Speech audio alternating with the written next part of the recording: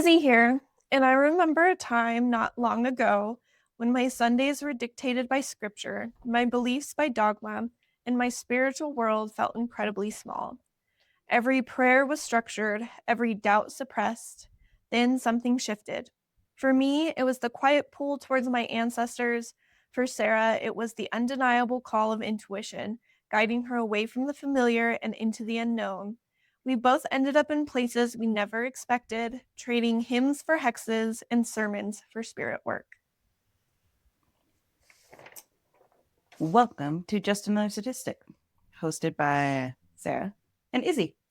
This is where we lay bare our deconstruction from Christianity and our vibrant and sometimes challenging transition into witchcraft and personal spirituality. We're here to share the blueprint of our spiritual rebuilding, one honest conversation at a time. Whether you're someone who diligently attended church for decades, or you've always felt like a magnetic pull towards something other, this podcast is for you. We'll explore the hows and whys of our journey, discussing everything from finding new community to understanding ancient practices and navigating family dynamics. Our goal is to connect through our stories, acknowledge that while our paths are unique, the quest for authentic spirituality is a universal human experience. Join us as we explore the rich tapestry of spirituality beyond the statistics. Before we begin, we want to share a brief but important note. To protect the privacy and identities of everyone involved, we will not be using the real names of people or churches in our stories. We also want to acknowledge that every story has at least two sides, and what you're about to hear is simply our story, sharing our experiences from our unique perspective. We've dedicated a lot of time to healing from these experiences and will continue this journey, and we sincerely wish nothing but love and light for all the individuals whose paths have intersected with ours. Here.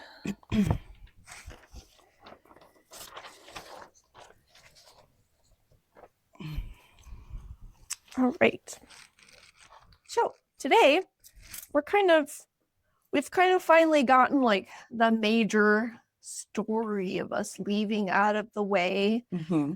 And we're going to kind of slowly start breaking down some more themes and our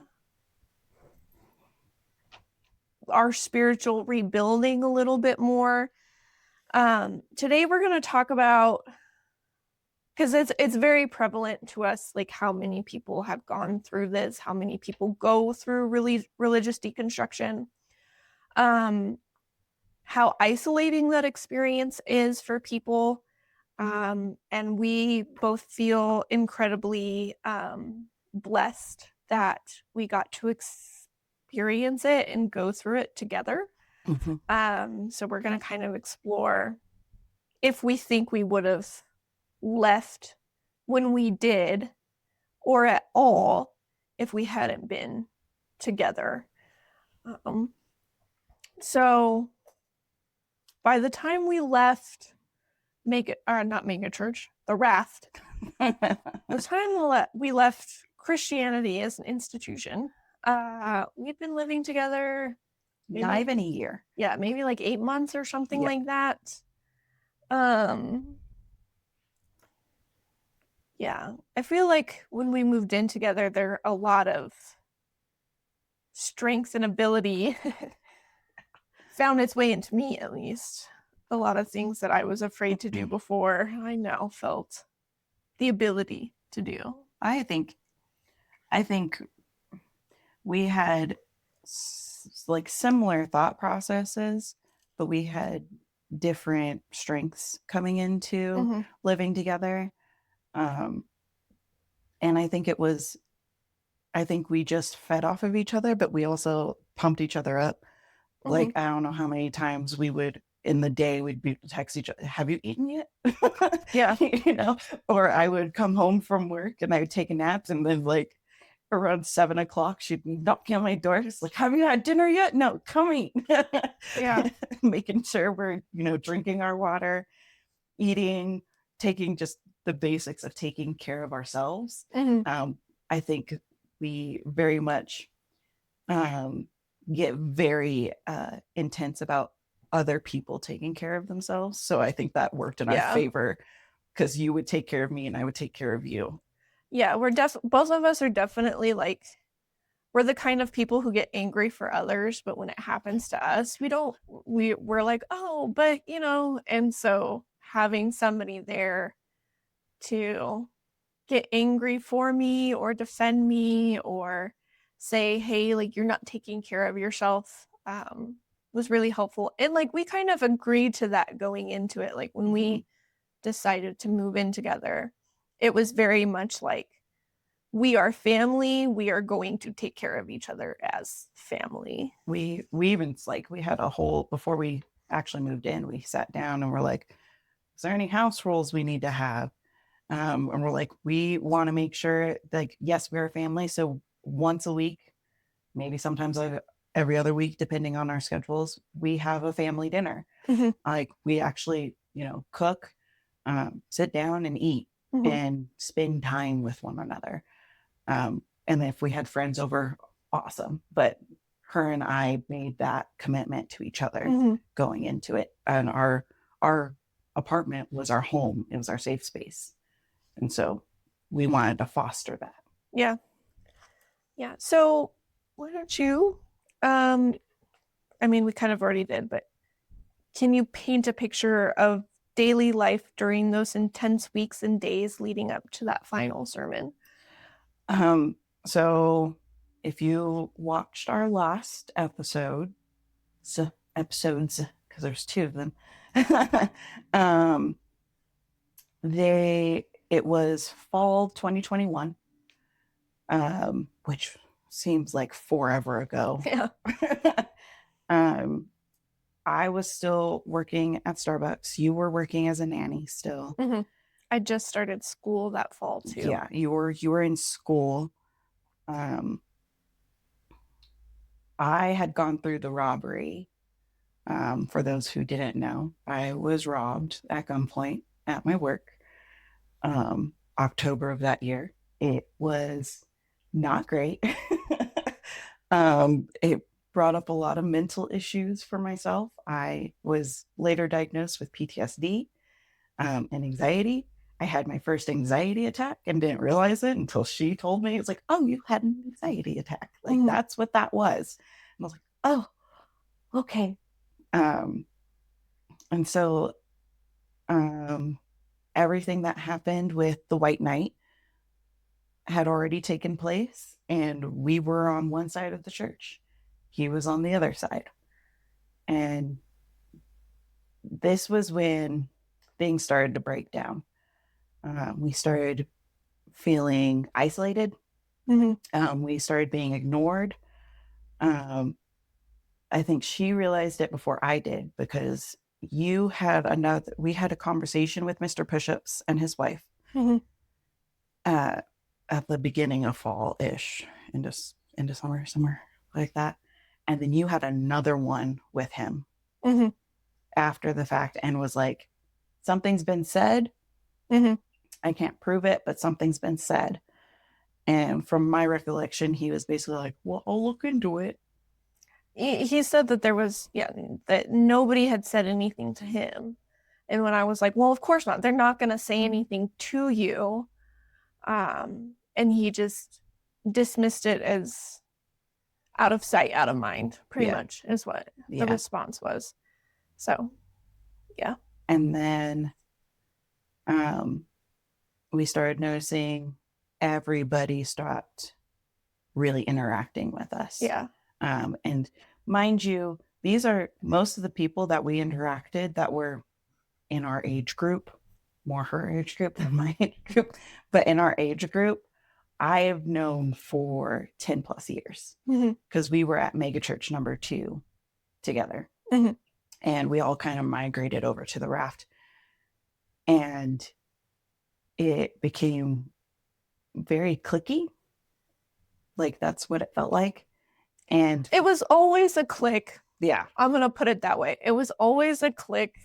We were just on the inside of it at one point, and I've always kind of been on the outside. I mean, I was homeschooled all the way through 12th grade. I was a very, very quiet kid. We were talking about something with somebody else that we used to go to mega church number 2 with years prior to this, and how like nobody had noticed this relationship between a guy in our young adults group and his mom. And I had noticed, and it was just because I was really on the outside for a very, very long time. And it wasn't really, Sarah was really the person that brought me into the group. I think other people were nice to me, but it never felt genuine. It felt like I was a chore, kind of that I was a responsibility that Mr. Grace put on them. And then when me and Sarah moved in together, they felt almost like they had to continue. If they wanted to be friends with her, they had to allow me there. So Because I would have said something. yeah, it was easy for me to recognize them pulling away because I had experienced it so much already that growing up. But it was very new for Sarah, for sure. And watching her go through that grief was really interesting for me. It was like painful because I didn't want to see her hurt, and I was angry that I felt like they hated me so much that they were choosing to take it out on her. And now looking back on it, I realized that they just were more than likely dealing with issues in themselves. And because me and Sarah were so raw and open with the things that we were dealing with, and not wanting to hide things and not wanting to hide our struggles, that it just kind of made them feel insecure. But it was definitely an interesting process watching you almost grieve all of those relationships. Because it was like, it felt when we started to notice the dynamic shift, because it was literally, we would go 1 week and we were still rolling dice, mind you. We would roll dice Sunday morning. If we, I don't remember if it was like above a 10, we went. If it was below a 10, we didn't. D&D dice. D&D dice, yeah. A D20. Sorry. I forget not everybody knows what that is. And it was like a couple of times where we were consecutively went to church, and we would sit down, meet somebody our age, somebody new who had just started, and like get along fine. And then the very next week, they were sitting with the white knight and would ignore us. And then my friends, those who I considered family, started ignoring me and really started shunning her. And that pissed me off. Like I was shocked. I was pissed off. But I also wasn't in the right headspace because I was going through the robbery headspace. Like, and at that point, when the robbery happened, I didn't feel safe to express what I was going through at church. I remember it was a couple of weeks after the robbery, or a week after the robbery, we went to church, and one of the girls that actually still talked to us, she was in and out a lot, so I don't think she quite knew the dynamics of what was going on. She came out, she's like, "How y'all doing?"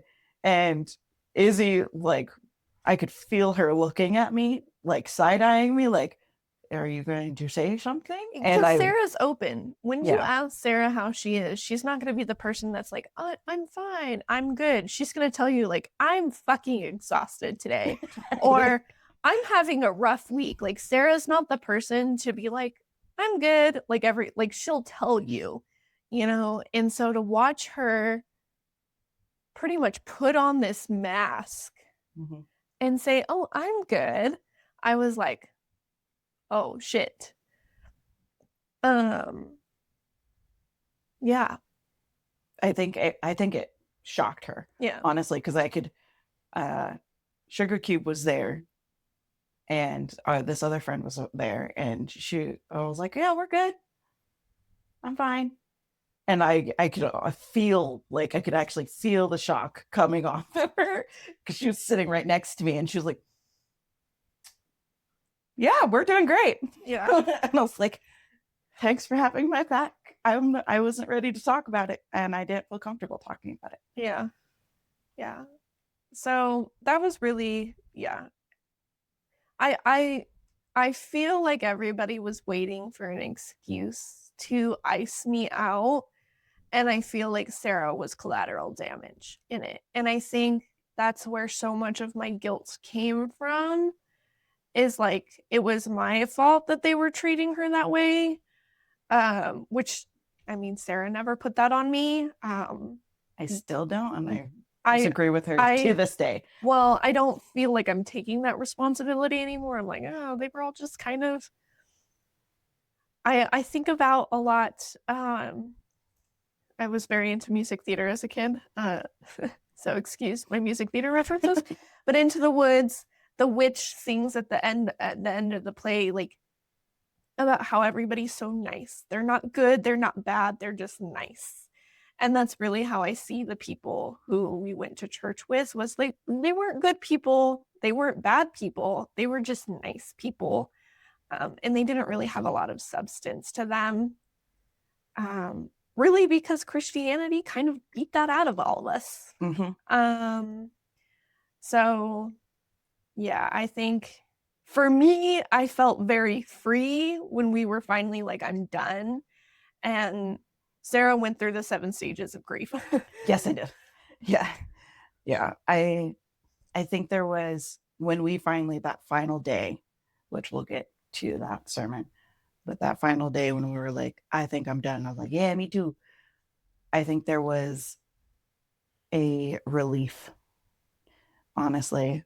I was still very sad and very angry because my entire worldview was kind of coming crashing down around me. Mm-hmm. Those, who were like, "I'll always be there for you, we'll do life together in Christ," and this, that, and the other, literally kind of died in my life. Mm-hmm. And so I think that I was feeling a lot of things. She learned that love was conditional very quickly. Yes. Yeah.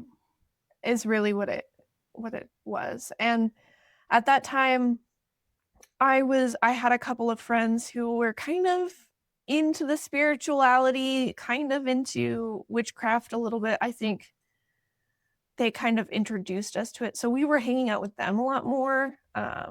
And Well, they were treating us a lot better than anybody was treating us at the church. yeah. And so I think their little introduction into this world really is what started. I mean, I think we would have found it either way. Mm-hmm. But it was just like those were the people who wanted to be around us, and the people who had the same beliefs as we didn't. Mm-hmm. So yeah, it was pretty day and night, and it happened really, really quickly. Yeah, it was fast. Yeah. It was really, really fast. Um, Sorry, we went through part of my notes real quick there. So,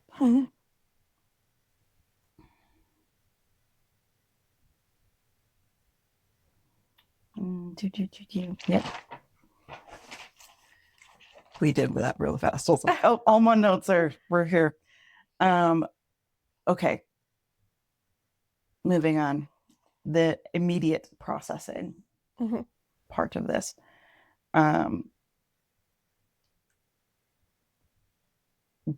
Do you think, I didn't write down the actual question. Dang it. Okay. You have it. 10. In what specific ways did our shared physical space and constant presence provide immediate validation for our feelings, thoughts, and experiences, especially when the church community was invalidating them?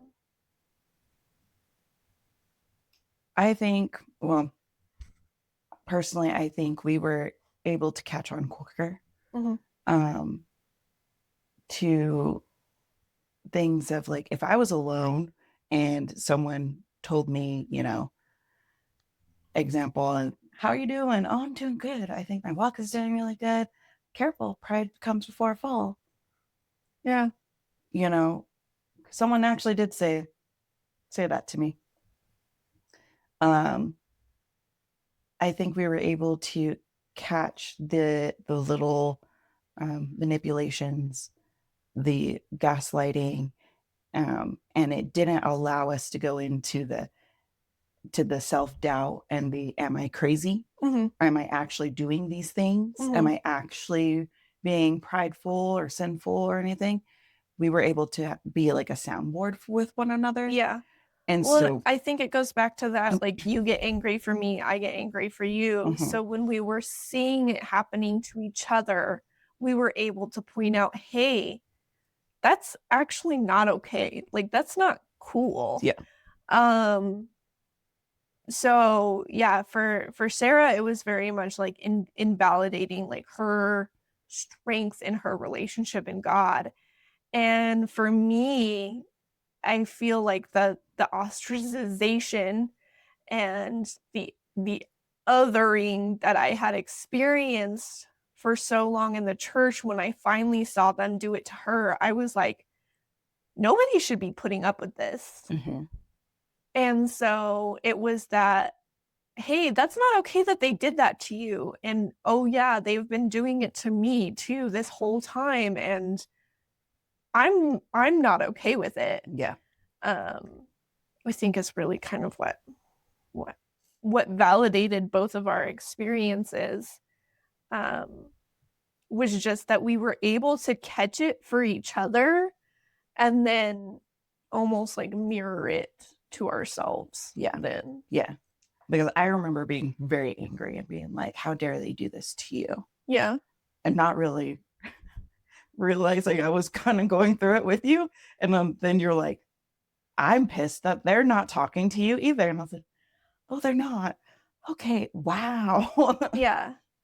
Yeah. And I think like if it was in isolation, if it was just me or if it was just her, Christianity really tells you not to trust your own feelings, not to trust your own mind, not to trust your own intuition.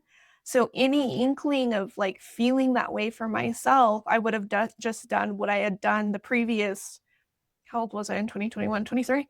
The previous 23 years of my life, which was,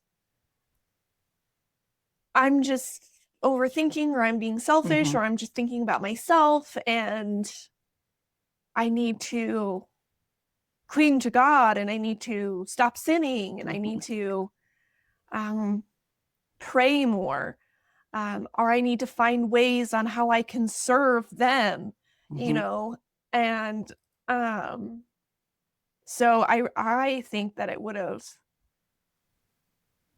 taken, I don't know, a major health crisis or something for me to realize how badly I was being treated if I didn't witness Sarah going through the same exact thing. And just knowing where I was mentally and spiritually at that time, if we weren't living together and I was seeing the day-to-day ostracization, that word. Yeah, it's a bad one. Makes my brain want to trip up. Like, to see it firsthand, I am almost afraid. I think that I would have fallen into whatever BS they were spewing. I almost think that maybe I would have been like, y'all need to chill out, because we weren't going to their small group because the White Knight was going to that small group. if we weren't living together, I don't know if I would have been there when you went to Mr. Push-Ups about that whole thing. Yeah. You know what I mean? I don't know that that would have happened if we weren't living together. Yeah. Either. That's the thing that I think about is like, I don't even know if he would have clinged on to me like that if we weren't living together. Because before that, I didn't date. I wasn't talking to guys. I didn't invite guys over because I lived by myself and I was scared to. And when we lived together, I was like, oh, somebody's here. Somebody knows where I am. Somebody knows when I'm supposed to be home. So I felt safe in doing those things. So I don't know that that would have played out the way that it did. I think something similar to like what happened with the genius would have probably happened, and it would have just been like silent anger, kind of like how I dealt with when I rejected him. But obviously he didn't explode the way the White Knight did. But I don't know that it would have that would have happened the same way. I do feel like me and your relationship would have still clung together more than it had previously, because you and Sugar Cube were really close before that, but she had gotten married that year. Yep. And she fell into that relationship was ending no matter what, because I remember her saying like she was really jealous of us moving in together. And it's like, you're getting married, I think your guys' relationship probably would have ended up the way it ended up anyway. We just kind of sped it along and made it a little more obvious. Yeah. But yeah. I don't know. I'm trying to think back to then, and I think I was just a very scared person with everything that was going on, and I would have tried to cling on to, like, if we weren't living together, I would have clung on to something, and who knows what that would have been. Yeah. And I was like, I'm glad you were there, because I personally think I would have had a breakdown. Yeah. I almost did. So, but because we had the apartment, we had a safe space, and we did have people there that were our own little community at that time. I didn't break. But I was like, I'm pretty sure I would have broken. And then who knows what happened then. Yeah. So, but I don't think I would have left. No, I don't think I would have either. Yeah, I would have grinned and bear it again. But I am a very hard-headed person, so things has to literally break down for me to Yeah. Well, and again, Christianity is designed to do that. Christianity is designed to tell you how you're feeling is wrong, how you're feeling is a sin. And that's not biblical, first of all. And second of all, but that's just how they frame it to further manipulate people, and squeeze blood out of a stone, pretty much is what they're trying to do. And so yeah, I think without being able to view how the other was being treated, I don't think we would have left when we did. No, I don't think so.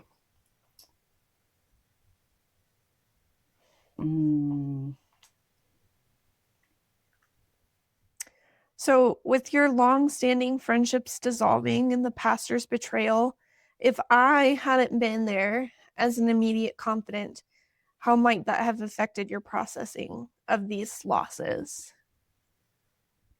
So imagine you did leave the church. How do you think that would have changed? I think it would have been very similar to how I felt when I left Mega Church number 2. One of the people I had during that, we were still friends during that, but my mom was my sounding board during those times. And I didn't tell her everything that was going on because I was on staff and she was not. But afterwards, I told her a lot that happened, and she was like, I wish I knew. And she would have been angry. And I think she would have, even though I think she's still dealing with a lot of the same things we've healed from, she would have called it out because she's very much like us. Seeing someone else go through something, she's ready to fight. Right? I think I get it from her. And so like hearing like some of the things I would like, I'd be like, this is what's happening. I think she would have in some ways been my sounding board, at least in leaving the raft. I don't know if I would have left Christianity altogether. Yeah, I definitely can see that for you, and maybe for me as well, because I think my parents are similar with Christianity of like, whenever it goes bad, they kind of just isolate themselves for a time and then, and then try to find another church or try to find, meaning within Christianity somewhere else. But it's really not community building. And your mom is very much like a hermit of like, she's still a Christian and stuff like that, but she does not go in the outside world at all. And I can see that happening with you. Because I mean, you're hermitier more than I am, even still, within the spiritual community. It takes you a minute longer than me to get in with people. And so I think, you probably just would have gone into your shell like your mom has. Yeah. And I probably would have tried another church. Yeah. At some point. Yeah. Or got really into Judaism. Or something. Yeah. Something.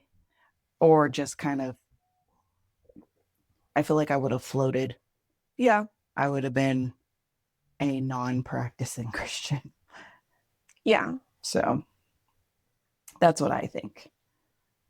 You probably would have gone with the red one. Probably. I could have seen that. So. Or the South Side Raft. That's no longer the South Side Raft, but the South Side Raft, I probably would have gone there. Yeah. Would the emotional burden have been heavier or the path to clarity less direct?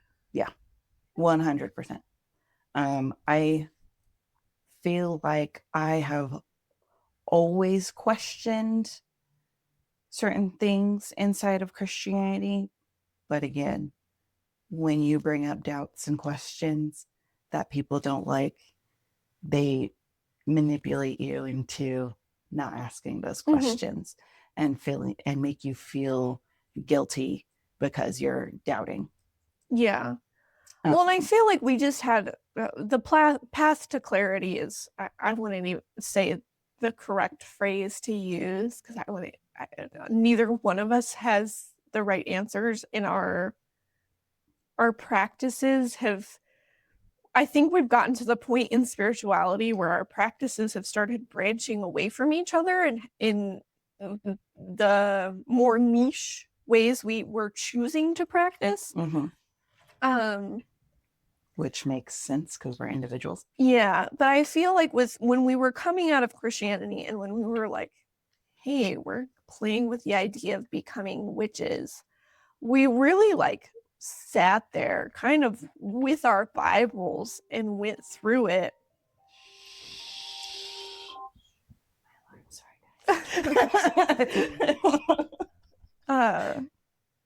Yeah, we went through it with our Bibles and we really just kind of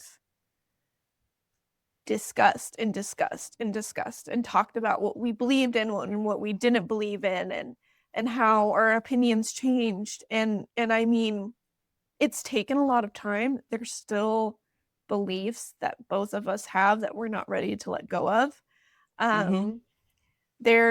I think, especially like coming out of it, I was so ready to get rid of so much, and I don't think Sarah was quite there yet. Ooh. So there were discussions where I would be like, hey, and then she would be like, no. Okay, we'll come back to that later. A year later, actually. Yeah. And it was I'm such a talker. I have to talk through things for me to fully understand them, and I have to talk to a person. I can't just like stand there and talk to myself or write out my thoughts. Like I need somebody to listen and bounce ideas off of. And I think it helped me fully understand like what I believed and what I didn't believe, and like really the core of it, which was for me hell. Hell was the core of my belief, that I did not believe in hell. I cannot accept the idea that God gives us a choice and then punishes us for making that choice. It just doesn't make sense in my head. And if I'm absolutely wrong and my parents and Christians and everybody is right and I die and I go to hell and I am going to be tortured for eternity for making a choice that he gave me in the first place, I will do everything possible to destroy a God that does that, no matter where I'm at. And I know that's a stupid idea to Christians, because in Christians' brains, God is all powerful and you can't even do it. There's no way for me to even challenge him. For me, I can't condone it, and I won't condone it. Even if it turns out that that I'm wrong and they were right, I still won't condone it. So that was the big core one for me. And then there's lots of little things that really, who cares? Yeah. It could be either way. It could be whatever. It's not a huge thing. I have trouble now being friends or having relationships with people who think that I deserve to be tortured for eternity. Yeah. And unlike her, like she had to talk it out. I had to feel it. Yeah. I had to feel it out. I am a very emotional. She's a Cancer. I am a Cancer through and through, even though I was supposed to be a Leo. I am a Cancer through and through. I am water through and through. I feel big. And I think I had to feel the emotions attached to these beliefs, and I had to really work through those feelings. And on top of that, I was still working through the robbery feelings and all of that. Yeah, and the loss of all of these relationships. Yeah, and which was pretty much a big death to me. So I was, like she said earlier, I went through the whole each step of grief multiple times over, and I would bounce around. Some days I'm like, I don't know what I'm doing, and I'm sad. And then the next day I am fired up and angry and ready to bring shit down. And like I have come to a place where I feel comfortable in my spiritual walk, with the knowledge that I have gained, acquired, and now believe, which is quite different from what we used to believe. Like I don't believe the Hebraic, the Abrahamic God was God, like the first God. I think there was someone above him that gave him a piece of the earth as an inheritance. And at some point, he took over other deities' inheritance because they weren't doing what they were supposed to be doing, or something like that. And there's too many contradictions in the quote unquote in like Bible that is supposed to be God breathed and perfect. Useful for teaching, rebuking, correcting, and training up in righteousness. Yes. Yeah. There's too many contradictions there, and too many things that just brought up doubts and that nobody addressed. And so I had to feel my way through that. And I think, yeah, So I'm a feely person.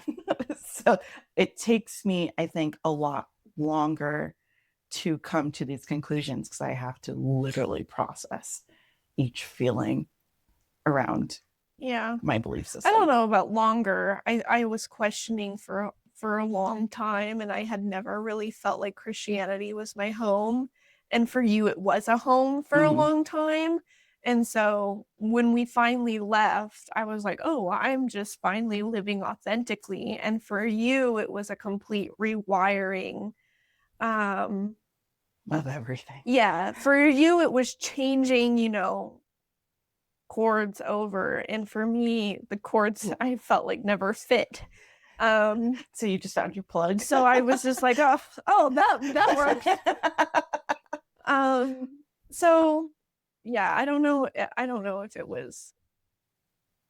if it took me less time. I think that it just, Your process started a lot longer yeah. before And I mine. mean, growing up in the home that I did too, that just kind of, Christianity was used as an excuse to abuse me and my siblings. And that was incredibly obvious to me from a very young age. Mm. And so I already had that view of it. And when I moved out of my parents' home and did it on my own, I didn't want to give up Christianity. I wanted to give it a real try for myself. And it just never felt better. So, Mm. yeah. Yeah, I think mine was just, she had a head start. Yeah. So, and I see that with my siblings too. I my oldest brother and my youngest brother are still very, very Christian. But I live with my youngest brother, and anytime I have a crazy idea, I can go out there and spew it, and he'll tell me if he agrees or he doesn't agree. But his Christianity doesn't look the way that Christians would want either. I think he's just okay being silent in it. Um, Or at least not beating you over the head with a yeah, Bible. he's okay with being silent to other Christians about how his views don't align Oh. with theirs. He doesn't need to argue that. He's always been very good at being comfortable with what he believes. That's And good though. That's really and good. I feel like I make my sister-in-law super uncomfortable. But then she still does things with me. She still wants to know how a spell works and cast it with me and do Yule wishes and stuff like that. And she looks completely uncomfortable doing it, but she will do it with me. And so I feel like if I had grown up around Christians like them, I probably would still be a Christian. Mm-hmm. I think my world, because my worldview crumbled in such a way, um, because after that, like so many things happened. Mm-hmm. Going no contact with my father, Mm-hmm. um, finding out other information in my family that was swept under the rug. Mm-hmm. Like all these things just put more cracks in the belief of Christianity that I was like, this can't be correct, Mm-hmm. because I'm like, it's just a mask. It's fake. Mm-hmm. Behind closed doors, like we are some of the worst people, Yeah. but yet we have this facade that we look so holy and put together and we know what we're doing because we're serving God. Like I can't do that anymore. Mm-hmm. I won't do that anymore. Yeah. Well, and I think that's where I might have gotten the head start, but I grew up in this discomfort. Mm-hmm. And for you, when you finally found the discomfort, you were able to be like, oh, no, that doesn't feel good. Get that out. That doesn't feel good. Get that out. That doesn't feel good. Get that out. And for me, I have always had that. So picking those things out of myself has been much harder because I guess Sarah went no contact with her parents, her not her parents, her father. What, a few months really after we left? It was right before my birthday. So it was not, it Maybe was, like 10 months. yeah, it was like, 10 months, 10-ish months Yeah, right after. after we left. And for me, I did a cord cutting with my parents less than a month ago. So I feel like her going from 0 to 100 helped her be able to pull things out. So there's pros and cons to everything. Like, yes, I knew it was bad much longer, but it has been harder for me to figure out what else was making me sick because I was so used to feeling that way. And for her, she wasn't. And so it's been easier, I think, for her to figure out what's working and what doesn't work. But in that, she doesn't know what I'm saying, but in that, I think I had the courage to go as fast as I did and really lean into it because of her. Like the conversations we had, Same. like the conversations we had, just being in the same space, watching each other live and live life together. If she wasn't there, I wouldn't have gone that fast. Yeah. Not nearly. Because Yeah. I wouldn't have felt brave enough to do it. Yeah. Because we're family, and that's what it's been. And spirituality has just, I think, really shown us how much of a family we are. I think we know that we've had many, many lives now that we've been sisters. We were siblings. Who knows what else? Parents, child. Yeah, we've been all of it connected. Because it feels natural. And like, even when we get mad or annoyed with each other, it's really very much like we're mad and annoyed and then we're over it in 20 minutes, and I don't even have that with my real siblings. My family will hold on to things for years, and I think she is dealing with now her brother picking her beliefs up, wanting to pick her beliefs apart. And I think knowing that we always can come back to each other has made this journey so easy and so beautiful for both of us. Mm-hmm. So, because when we break hard, and I know she's going to be there. Yeah. One phone call away, easy. So.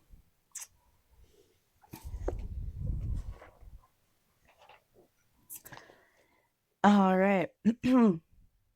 Thank you for tuning into Just Another Statistic.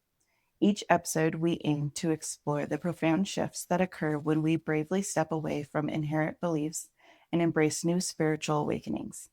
This path from Christianity to witchcraft and spirituality is one of constant evolution, marked by unique turning points and deeply felt emotions.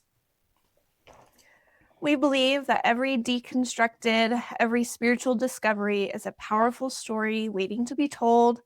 If you've been on a similar path or are just beginning to ask the difficult questions, we invite you to share your personal journey with us. Whether it's a specific moment of realization, a challenge you overcome, or a newfound sense of peace, your story adds vital depth to this conversation. Send us an email at jastatistic@gmail.com or connect with us on social media at Just Another Statistic Podcast on TikTok and Instagram.